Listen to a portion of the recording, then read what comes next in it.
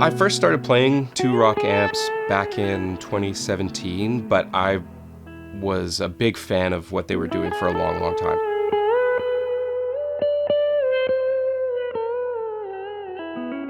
I got flown down to LA back in 2017 to play on a Rita Coolidge record, and Josh Smith sent me a message, said, hey, you're not far from my place, you should come by the studio. I plugged into his TS1 and immediately was sort of overwhelmed by how good it sounded, how good it felt.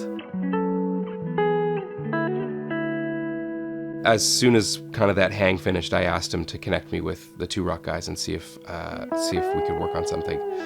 And so I got on the phone with Eli and we just chatted, and he sort of said, well, what are you after? And I said, well, I plugged into Josh's TS1 and that's all I kind of really want in this world. And he said, come on, man, have a little more adventure than that. So I started to kind of describe what I really liked about it, and he had said at that point they were just working on what's now known as the Bloomfield. So maybe we'll build you one of those.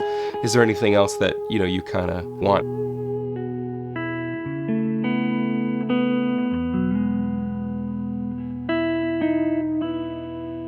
At that time, I was really into early 60s brown-faced Fender amps. And it has the harmonic trem in it. So I said, is it possible to build something with harmonic trem in it? And he said, yeah, it's possible, but it's really, really hard. So we went ahead with the Bloomfield, and that was my main touring amp for quite a number of years. I think back in early 2019, Eli called me and said, let's do it. Let's do it. Let's do the harmonic trem amp. When he sent me the last prototype, he called me and said, okay, it's on its way. When it arrived in the mail and I plugged it in, I couldn't believe it. It was so deep, and I keep coming back to the word versatile because it really is that. It's got an unmistakable sort of two rock identity to it. It's a really lovely sounding amp. It's got, I think, just the right amount of tube sag, so it feels like you're crashing into pillows or something. It's hard to describe, but it's also really immediate and very present, and I can't really describe how far it exceeded my expectations of what it was going to be.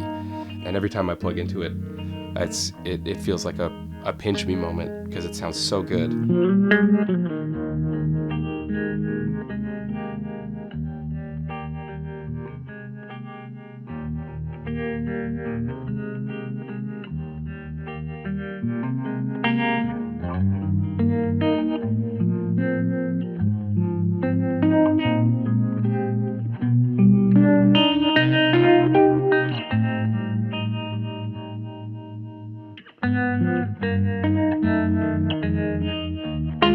The thing that sets this amp apart from anything else that's in the lineup right now is really how the front end of the amp responds to your touch. If you have a Bloomfield and you plugged into this, I think you would recognize the way that it feels.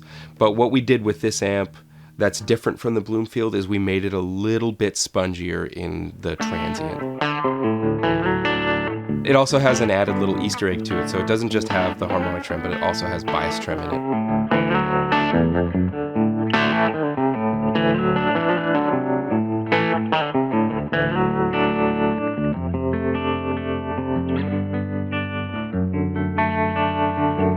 Works like the vintage bias trem, so modulating the output tubes, so it sounds just like you would imagine it to. It's gorgeous, very musical, and playing them both at the same time is pretty wacky, and if the intensity is set too high, you'll get seasick.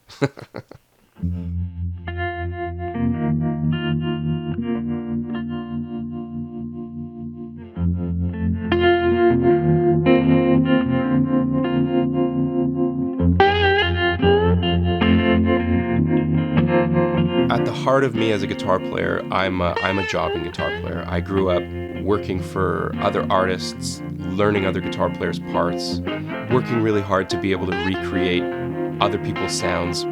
So I really like equipment that allows me to pick and choose my sounds as I go, whether it's soft and delicate finger picking to straight up power chords. I need stuff that's going to respond to the way that I play. And so I think that this amp is very much built for the working guitar player.